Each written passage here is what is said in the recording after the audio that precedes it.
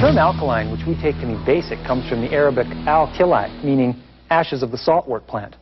The cleansing abilities of alkaline solutions were known in ancient times. Saltwort plants contain high levels of sodium and potassium salts from desert soils. Camels ate this plant, and camel dung was burned as fuel. The ashes were then mixed with animal fats to produce soap. You may not be familiar with the ashes of the saltwort plant, but you can recognize this alkaline substance, soap. Hi, Jerry. Hi, Kathy. What are you doing? I'm teaching Oogie a few tricks. Here, watch this. Okay. Oogie, how many hydrogens in a water molecule?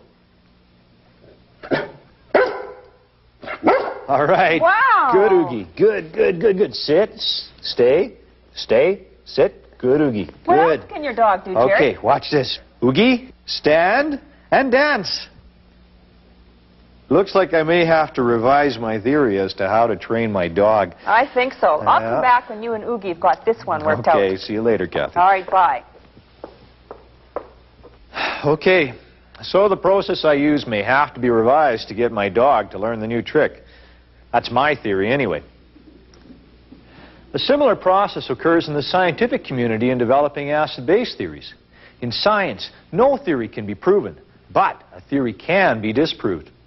A well-established theory may have much supporting evidence, but when conflicting evidence is found, the scientific community rejects and then replaces or revises the theory.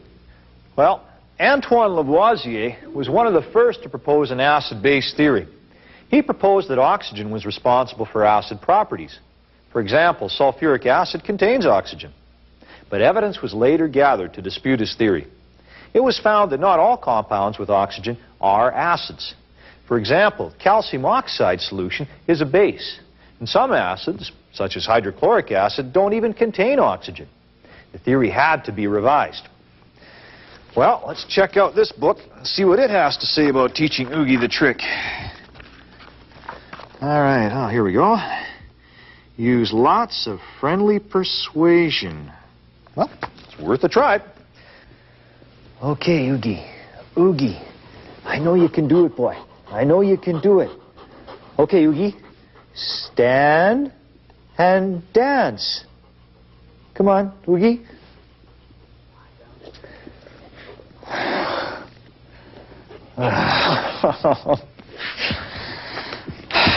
We'll have to try something different. Sir Humphrey Davy proposed the theory that hydrogen-containing compounds are acids. But eventually, scientists gathered evidence to show that many hydrogen-containing compounds, such as methane, are neutral, or others, such as ammonia, are basic. Neither of these are acids. So Davy's hydrogen theory had to be revised. Well, let's see what this book has to say. Okay, Oogie, I want you to stand up and dance. Well, Oogie, it looks like it's back to the old drawing board. In 1887, Svante Arrhenius developed a theory that provided the first theoretical definition of acids and bases. His theory is still in common use today when introducing acids and bases and discussing some of their reactions. This is because parts of his theory have not been disproved. Arrhenius described acids as substances that produce hydrogen ions in aqueous solutions, and bases as substances that produce hydroxide ions in aqueous solutions. But the Arrhenius model of acids and bases is limited in that not all acids produce hydrogen ions, and not all bases produce hydroxide ions. These limitations led scientists such as Bronsted, Lowry, and Lewis to develop other theories of acid-base behavior. Scientists are always engaged in examining and testing theories. Well, let's see what this book has to say. And this theory looks good. We're going to test it. Okay, Oogie.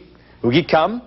Oogie, up, around, around, around. All right. Good job, Oogie.